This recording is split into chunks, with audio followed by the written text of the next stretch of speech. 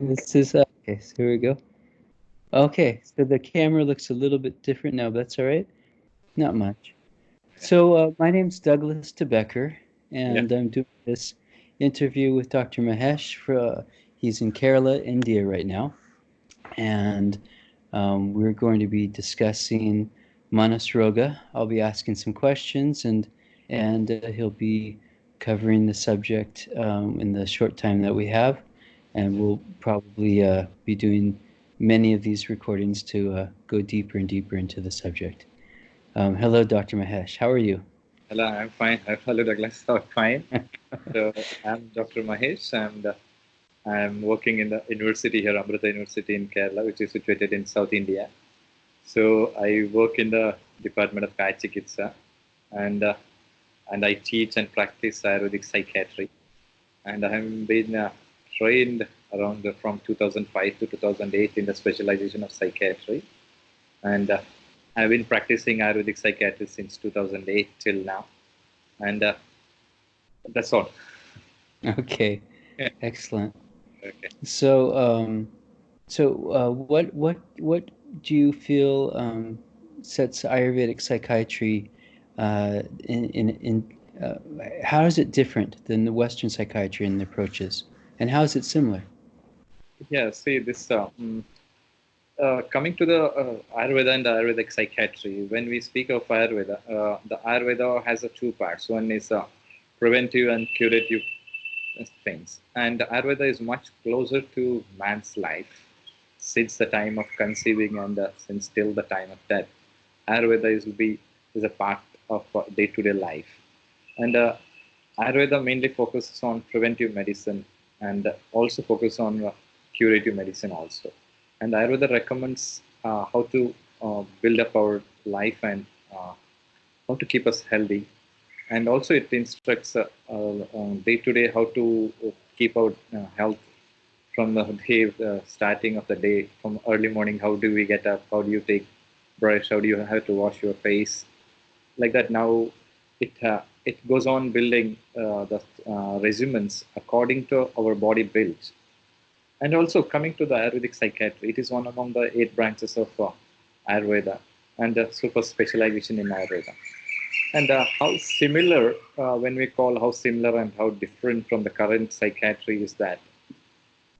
So Ayurveda mainly sees the combination of the body, mind, and the spirit, and also the nature. So this approach is not found in the present medicine. And also Ayurveda focus on like a customized understanding and customized medicine in all the aspects of the human health and human disease. And also it also has a very good separation of how the diseases manifest and how we should take care of that. Like that, for example, we have a set of diseases which are purely related to the mind, and some there are some set of diseases which are a combination of the body and mind, and some are like a spiritual diseases. And Ayurveda recommends a separate set of treatment for all these three categories, and also according to the need of the individual, which is Could not. you repeat again the three categories? Maybe go a little bit slower. Yeah. The three categories includes this.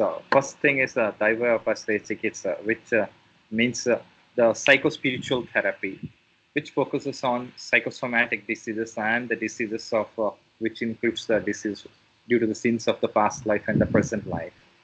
And also it focuses on providing the individual support in the providing that which this also provides the mental strength to the uh, person. And second one is the Yukti Vapasre, which means we have to apply our intellect and observe the human person, each person, and their health status, and properly assess his health status and apply the purificatory therapies like Panchakarma according to the vitiated doshas in his body. And third one is called the Sattvaja Chikitsa, which means the Ayurvedic psychotherapy, which includes some of the psychotherapies which are focusing on balancing the mind, which is moving towards the disease-causing factors and bringing them to the health-causing factors. So that's called the Sattvaja Chikitsa. So these are the three sets of treatment modalities which have been explained in Ayurveda. So all these modalities will be accommodated in the treatment of a person who is suffering from mental illness. So that would be helping in all dimensions. That would be helping in all dimensions of psychiatric patients. Okay. That sounds like we could cover this whole talk just on that. So It's I still I don't think I still am not clear about this. So so again, there's three different approaches, and all of them are considered in a treatment plan, and that includes diagnosis and in treatment. You're considering all these. The diagnosis includes the assessment of the build that is called as prakriti. It is prakriti means is built up, which is of both the body's built up and mental built up. So the physical health as well, the physical health and the spiritual health also. And the spiritual health. Okay, so where in your personal practice, what do you see the most of? What do you deal most of? Do you have a lot of clients with trauma, or is there what in your own clients? What are you seeing mostly? In my practice, I see mainly the patient with depressions and mental traumas, mainly more focused, and also a part of age-old mental illnesses. The person with old people with mental illnesses. But most of my practice includes the treatment of depressive patients. What was it that drew you into specializing in psychiatric medicine? Yeah, my special means my focus in my post-graduation study was on anxiety disorders. So I have that. I have been continuing with that with my students. I'm doing research on both anxiety disorders and depressive disorders. But the present area where I'm staying is mainly having prominence of depressive disorders. Okay. What was it in particular that out of everything else you could have studied in Ayurveda, why did you focus on psychiatry? My focus was on psychotherapies mainly. What is Ayurveda psychotherapies? But why? What was it about it that what was your personal interest? It was my research work also, and it made me it brought me a lot of interest in me to go into the deeper aspects of Ayurvedic psychotherapies, because the Ayurvedic psychotherapies are built on the modalities of Indian mythological stories and also the Bhagavad Gita. So that is more relevant to the human life, because when we stand on some of the times of life where we are facing problems, these Ayurvedic psychotherapies helps to relieve ourselves from these type of illnesses, or what you call as sometimes we can't solve some of the mental conflicts, but Ayurveda gives a very good way to get out of these mental conflicts. So it made me get more interest in Ayurvedic psychotherapies. Interesting. So do you find that there's a common cause of depression in the area that you're at, or like where your clients that you see? Yeah, this is both the physical factors like food and lifestyle, and also the current status of people here, more focusing on their personal build-up. See, what's happening is that earlier we were thinking of not only ourselves, but nowadays, as we grow and grow, we are focusing on the self, which makes us mentally weak. So because more and more we are getting far from each other, we get more and more weaker mentally. So this is an Ayurvedic concept you're talking about then? Yes. It's clearly spoken about in the texts? Yes. So this is also an Ayurvedic concept and the reality of the present life. Interesting. So is that part of your treatment plan, is actually to encourage people to think of other people? Yeah, my main focus of my treatment is taking people from I to we principle. I always apply in my therapies. I Wow. first want them to forgive the people and forget the pains of their life and make them to more socialize and contribute to the society. Hmm. So that's how they are getting better faster than depending on the form of what do you call pharmaceuticals. Hmm. And trauma. So you're also dealing with trauma. That's the other aspect of the clients you see. So the trauma you're seeing. Do you think this is also a result of kind of modern solutions to survival? Yeah, traumas are mainly what I get is physical or sexual abuse. Such cases I'm getting more and more now. Uh-huh. So people are it is both abuse to the males as well as the females. Not only the females are my clients, but the males who have been abused by their stepfathers or forefathers. Uh-huh. So I'm And getting so this is classified as PTSD a lot of times, or yeah. different. It's not coming. I don't consider it under a PTSD, but it is like a mental trauma. Okay, Uh-huh. so that needs a complete transformation and of the human life. What the clients I'm getting is that I need to study them completely and then focus on customized therapies. Uh-huh. So So PTSD so would be yeah, something. tell me. The approach towards the PTSD would be something different. Uh-huh. How would it be different? Uh, there, as I consider that is a it's a single time in PTSD. Most of the Okay. incidents are happening or sudden out of the sudden thing or single time, and these are called the physical abuses. Mainly, these are different from the PTSD as an patient presentation level and treatment levels.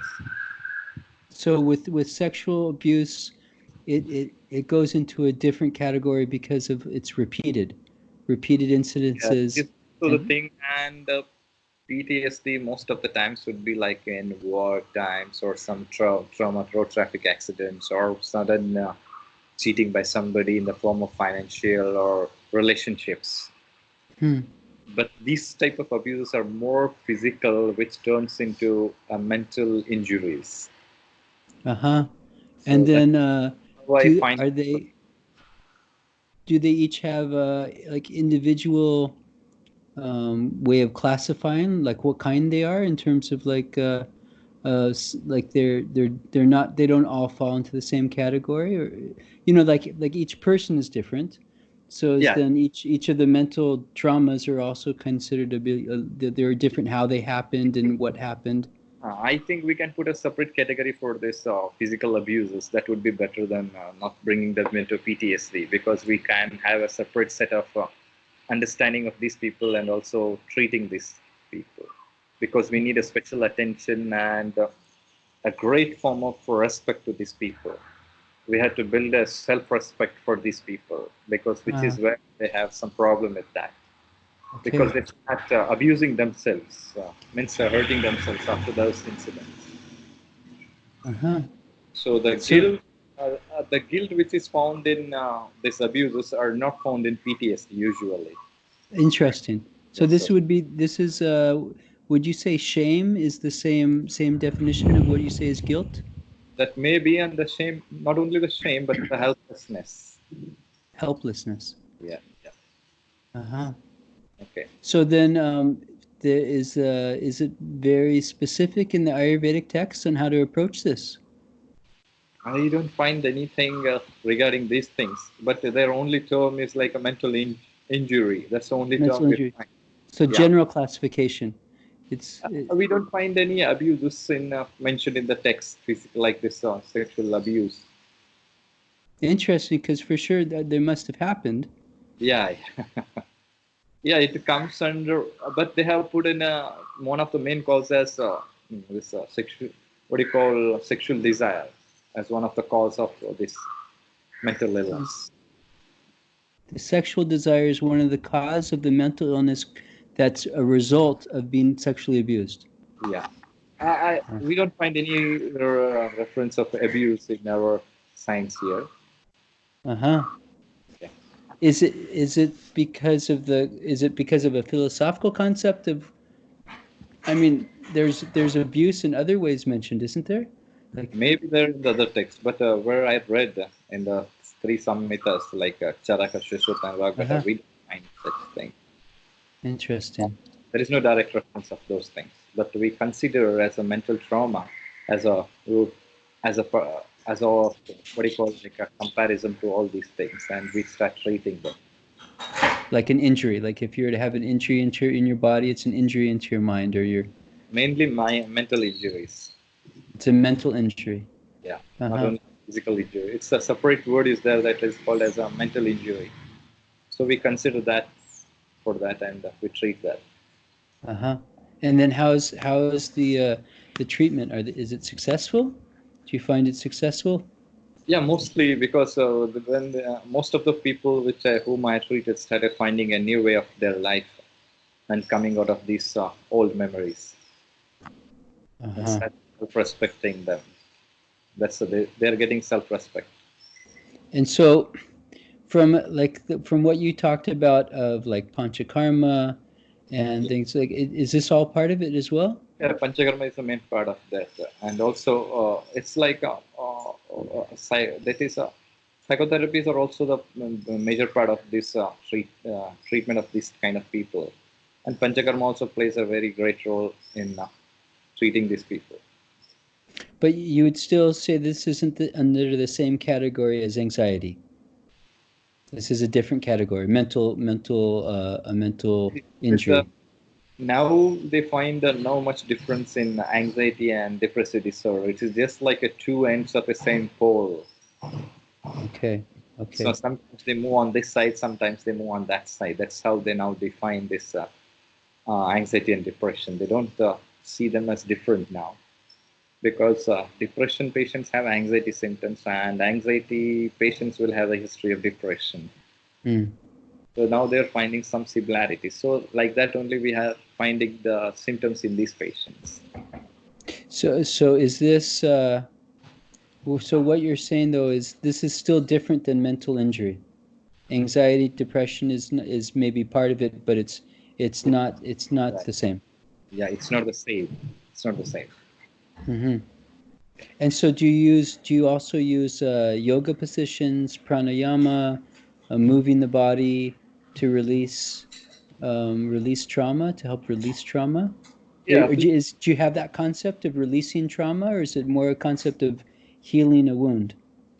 yeah. First thing is that we have to heal the wound. Just like what I believe is that more people start directly applying the yoga and the meditation, which would not be working.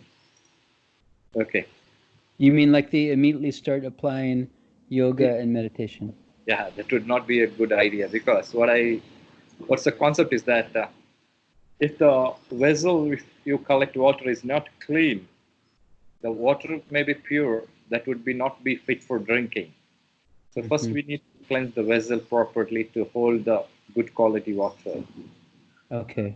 First we need to make the person ready to start uh, accepting yoga and getting its benefits properly. That's why first we focus on psychotherapies.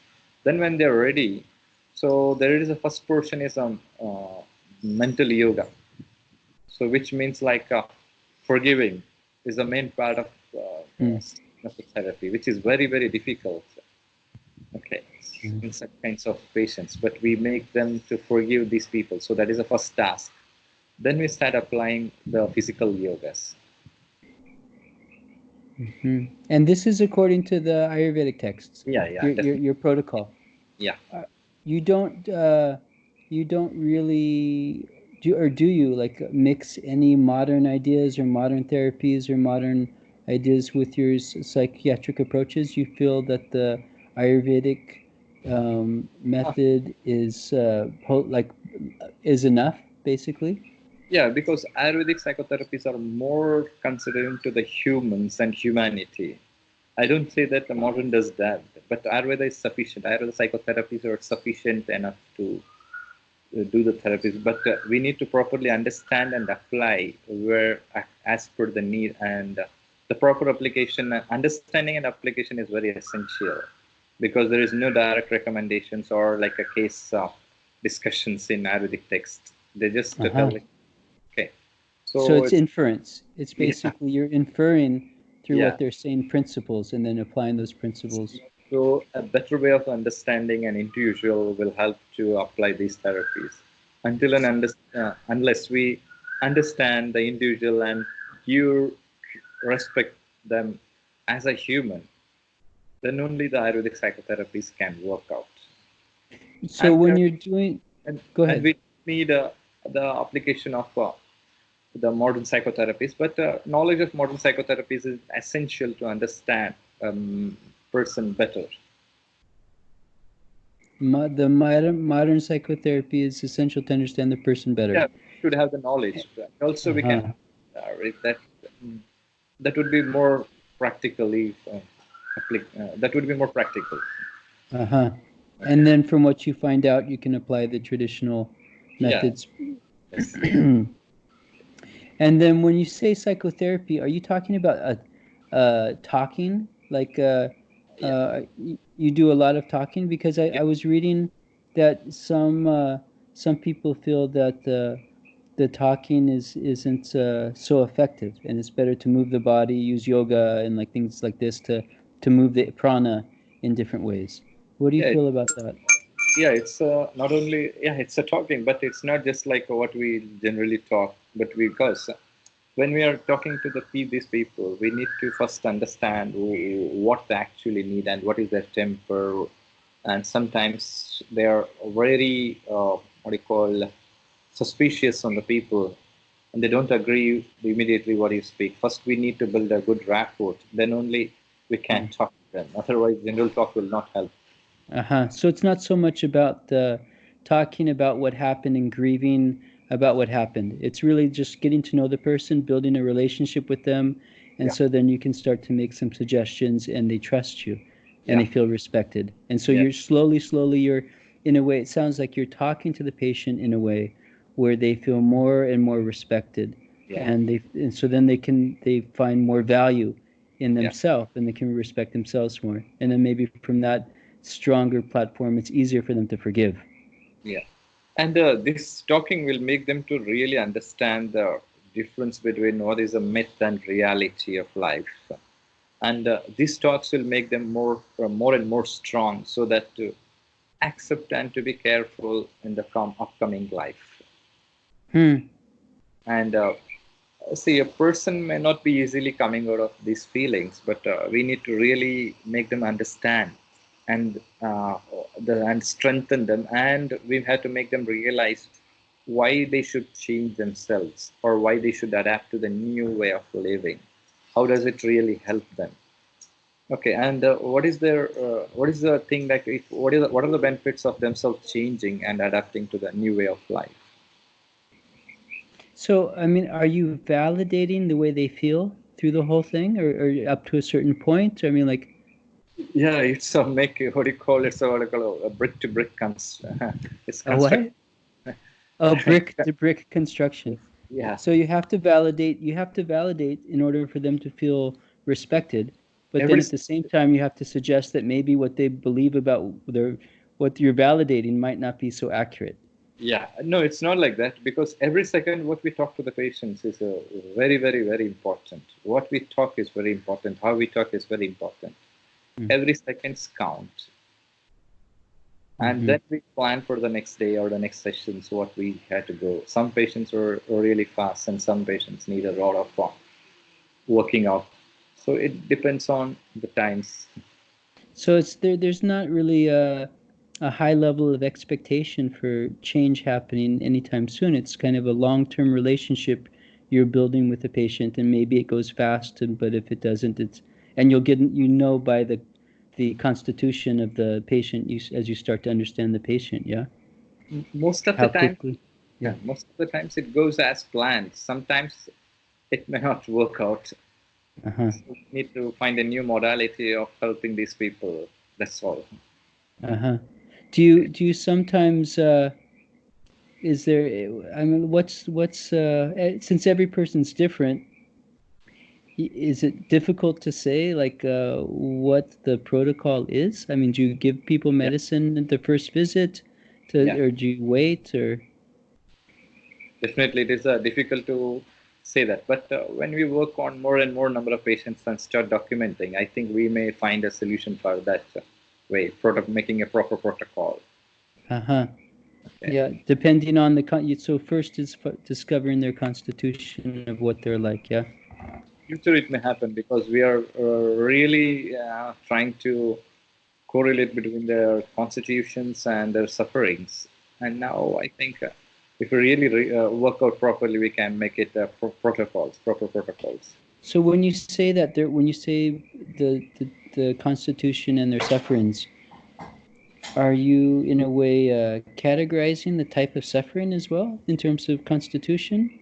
It's not categorizing the sufferings, but the way they suffer. The way So they suffer.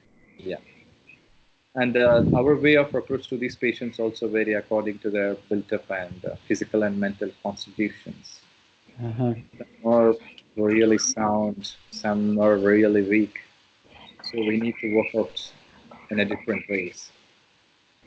But the constitution really, understanding the constitutions really helps us to properly help these people. Remember, that's my internet connection. Oh. Yeah, just so be careful. Okay, I'm not gonna do a lot. Okay. It's in the background. So, interesting.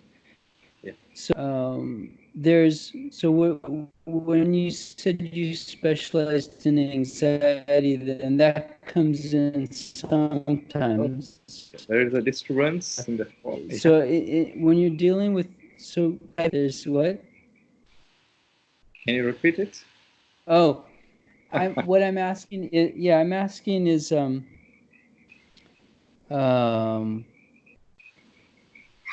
in understanding the person's their psyche, their psychological issue, do you is it do you take a long time before you basically start to think about classifications? Because I was reading before we spoke. I read a little bit online and different studies and the way they differ. And there's all these different things that, for instance, psychosomatic. They talk about body affecting body, body affecting mind, or mind affecting body. Um, but you're not really thinking of that so much when you're sitting with a client, huh? You're not really thinking of. You're kind of just being with the client, listening to their issue, as like a human being to a human being. Yeah, what happens in the beginning days? It would be difficult for us to make some decisions, but as we work with more and more number of people, we can really understand their what do you call built up, physical built up and mental built up. So we make it very fast in the nowadays. But in the beginning days, it's for a person who is learning it for the first time. It would be really difficult for them to make a faster assessment.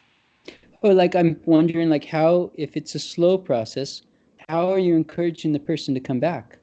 Yeah, this is a, Like why do they come back if they don't get cured on the first day? no, it's that's what I'm calling that. It is educating the people why they should come back. That's very important. Ah, Okay. uh-huh. Well, we will explain the limitations and the time needed and how do they should proceed. We have to make them understand. We are not telling or denying them, okay, this is medicine you don't understand. We are not making the patients like that. We are really telling them what is the science, what they have, what is their position, why they should come for follow.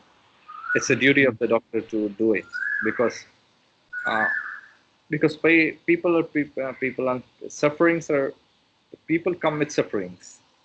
We need to understand them properly, and properly we should have a patience to explain these people the importance of the treatment and their follow-ups and the time taking to the complete setup. We are giving them a probable time that this may be the time required for the recovery. So we make Are them, you yeah. are you suggesting solutions to how they're thinking, or Yeah.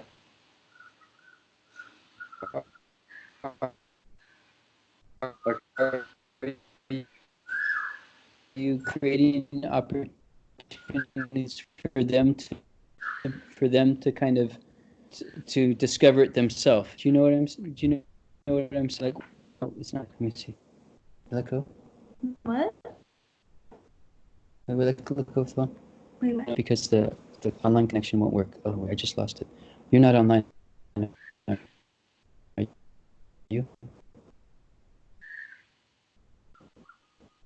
You can't use the internet. That's the only reason why I asked Okay. you. Where else would I have asked? Okay. So can you hear me? Yeah, now we can. Okay, now you can hear me. Okay. Thank you. Sorry about that. So I guess my question is my question was do you encourage the patient to discover for themselves, or are you feeding them the solution?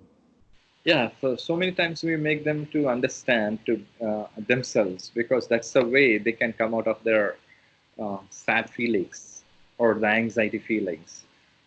It's very difficult for us to convince them because nobody can accept themselves as they are. So is this the big part of it? Self-acceptance then is a big part of the therapy. Yeah, it may not happen in the one session. It may come in the last session also. Sometimes it may not happen also. What do you feel is there a major theme of why a person can't accept what's happened in their life, or what's Ego is the thing. Ego. Really? Yeah. It's a very bold thing to say. Yeah, when you've been traumatized and abused, that it's your ego that's actually keeping. So that's very difficult. Seems like it's the one thing you can hold on to if you've been abused. That seems to save you. Yeah. See, there are different types of egos. One is that I saw basically we have two types: positive egos and negative egos. Okay, ego is very essential, but it should be positive.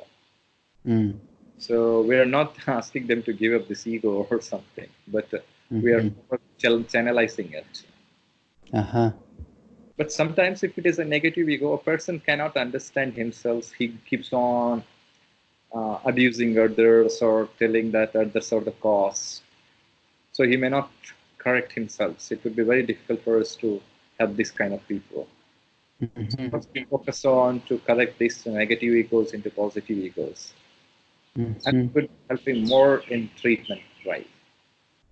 And how about their environment at home? Do you have to ask them sometimes to move to a different place, and because of the influences of the people they're at their house?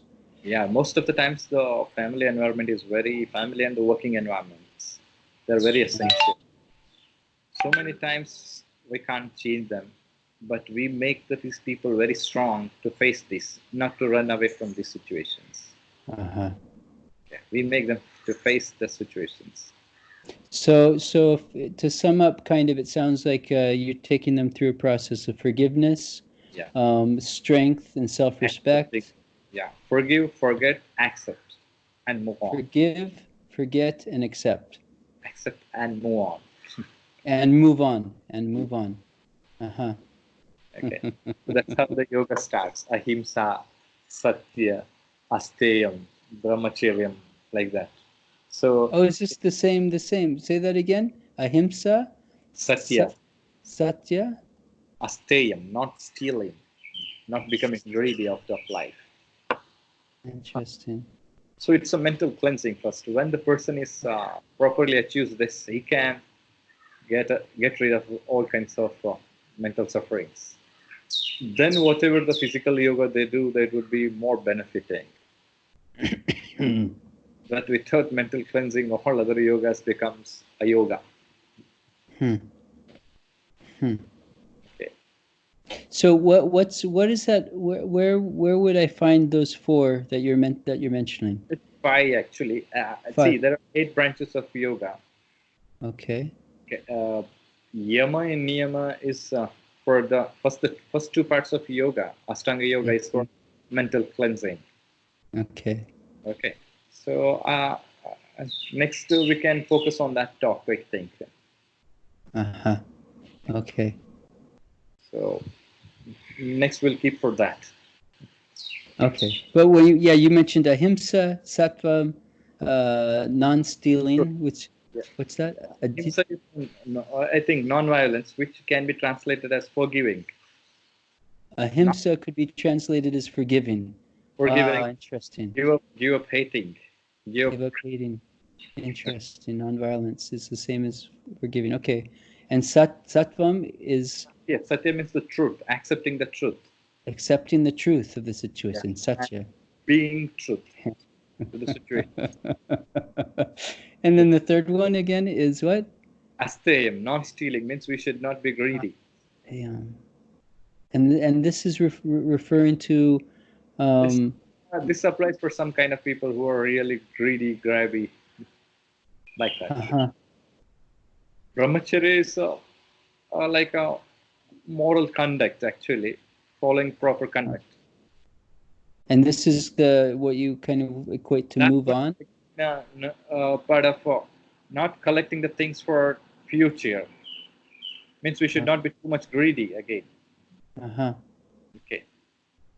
So this applies for certain kind of people. All these may not apply in the same person, but some of these can be used to treat some portions of people, and some for some other categories. Okay. For some of the antisocial behaviors, these things can be helpful. So this is five. These fives are completely transferring to a human, more to a human. So once we understand what we are actually humans, we understand our limitations and our strengths and what are our duties. So then we move from our all negative thinkings to the positive thinkings.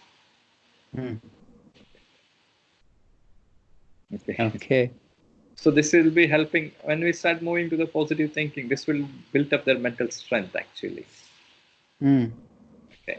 So this helped me. I can quote an example with a lady hated her father nearly for 40 years in her life. But a single thinking of these methods helped her to forgive her father and really understand what is her father, why he was so verbally abusive towards her. And she could easily first she forgive, and then she met him again, and really she started understanding her father. Then she was the most happiest woman in the world, I believe. Due to this hate, she suffered from depression and cancer, and she recovered from cancer. And when she met me, so this was like a long 3-year talk with her. So this her to forgive her father, and she's finding a new life now. So again the non-stealing is like accepting, then that's the related to accepting. I think it's maybe correlated with negative thinkings most of the times. Negative thinking. Okay. All right. Wow. Very, very good. Okay, so that's a wonderful introduction to what you do, and maybe then let's our next talk we can go a little bit more into the details of of everything. Details of Niyama, the first part of yoga. Details of Niyama. Okay, excellent. Well, thank you very much for spending the time, and this is being recorded, so we'll go ahead and share this. Yes. And as we get more advanced, we can start posting it live, maybe, and having questions. This was just our starting talk, so yes. Many dates may be required. So some are you open to another question? Yeah. Okay, so my friend here is here. Hey, okay. Yeah. Well, if you have one question, what would you like to ask? It's being recorded, so you can listen to the answer without having to play with the earphones.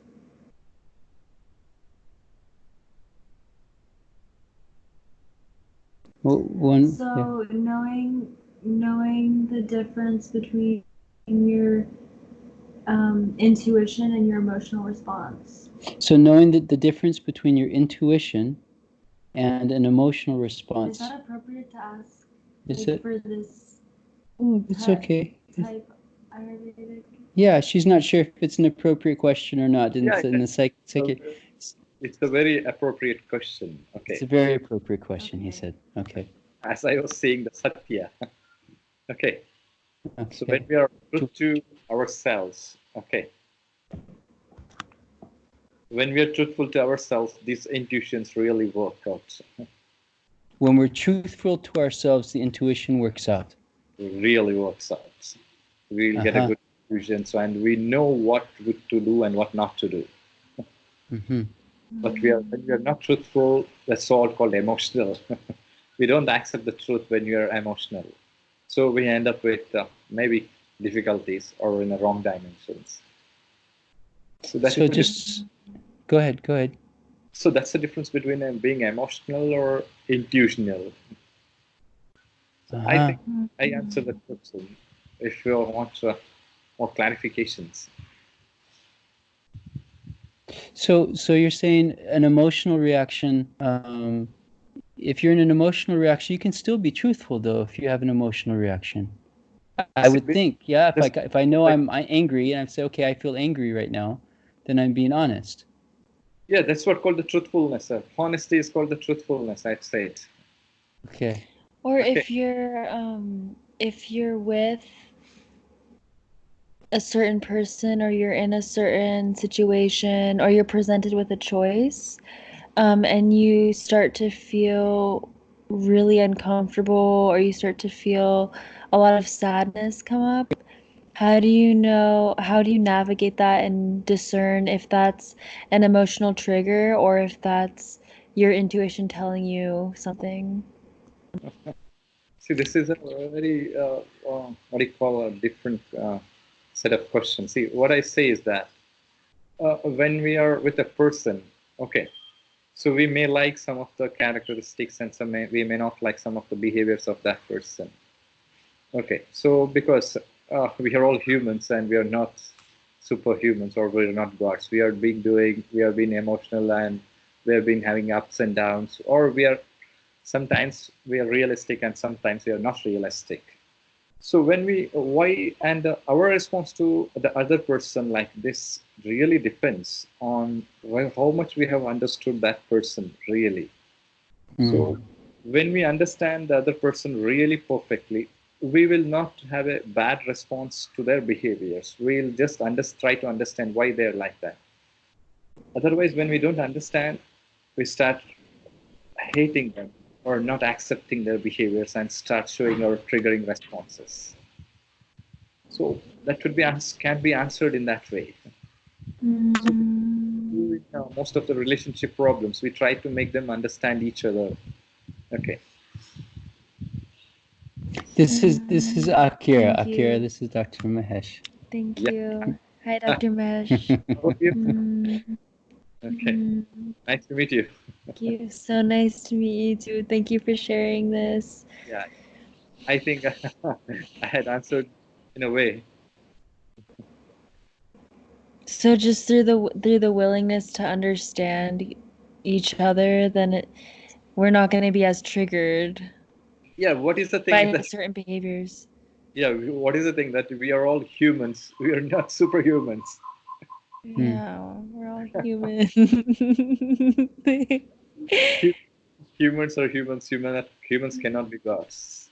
We really have some of the strengths and some of the weakness, but this weakness should not be beyond humanity. That's the thing.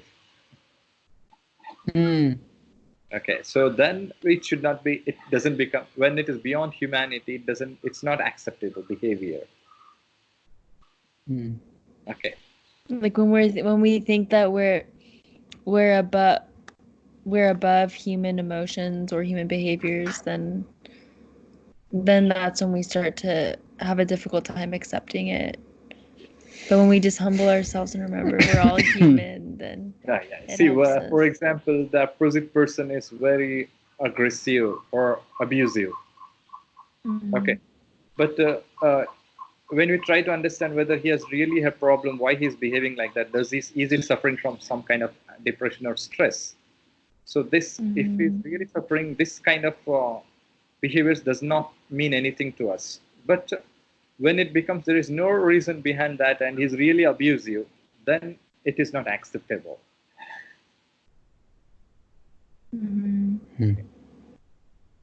So that's how I categorize when I see the persons and the people coming with such problems. And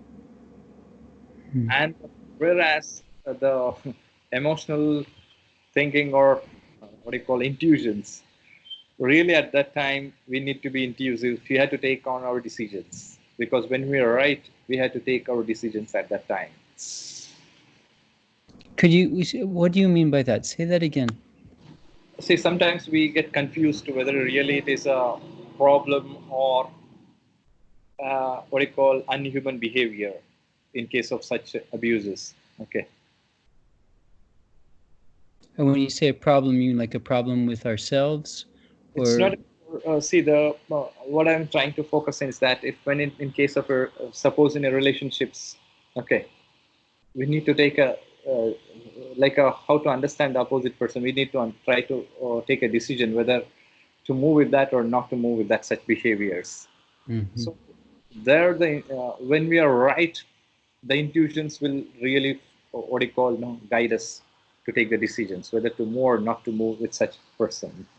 And that's based on our being honest with ourselves. Very honest with ourselves, then all these things will help out. And if we get emotional, then it's all unclear. Yeah, we can't take a decision at that time when we're emotional. Okay. So in a way, being able to witness the event without any kind of investment emotionally allows us to really be clear about our decision. We can be very clear about what the truth is. Yeah. For example, loving a person or keeping an attraction or a lust, we can understand the difference. So that's how it helps us to really take a decision. So when we really understand whether it is true love or only lust, so we can take a decision. Or we try to not accept that we are only physically attracted, not mentally, but still we try to convince ourselves, no, really I love. So at that time, that will become emotional, not intuitive. Okay. And nothing will be accurate then. Wow. Yeah, so being aware of when we try to convince ourselves of that's what trying to feel a certain way, like trying to like things or trying to not like things, just being honest with what we feel and what we prefer and what we really desire. We need to be very truthful to ourselves first and express it properly. Okay. Why is that so difficult for people? I mean, why where's the I mean, I could say, I can easily say just like, oh, it's social conditioning and all this stuff, but like, why is it so? Why don't we have our own self-interest in mind so much? It seems like, this is, you could say, the positive ego. Maybe why are we not like thinking for our best interest? See, sometimes nobody is born to be bad, okay, or bad thinkers. Sometimes there are so many contributing factors like the nature, the environment, the society, and the needs. We just overlook all other things and we focus on only what we want. So that's the thing. Okay. So that's the thing. There are so many things. Body is also a cause of all these things. That's why proper eating and proper yoga is very essential to not to get triggered by these triggering factors. So that's why proper eating, proper living, proper thinking is very essential. So when we are proper lifestyles, these things will start. When we don't have control over ourselves or our thinking, we think wrong as right and right as wrong, likes as dislikes, and the person who is helping us, we think that as they are harming us, and those people who come to help us, we think that they may harm us. So, things. Hmm. Good? Yeah. Okay. Thank you so Thank much. you. This brought me so much peace. Thank you. Nice to hear from you. Mm. So, You understood what I said. what? You're trying to understand what I'm saying, I think. Yes. Yes, yes. It's a very difficult language. Yeah. All right. Well, thank you so much. We'll be in touch, and we'll organize another time. Thank And I you think for this was really wonderful. thank you for being with me in this conversation. Thank you for Yeah. initiating. Yeah, of course.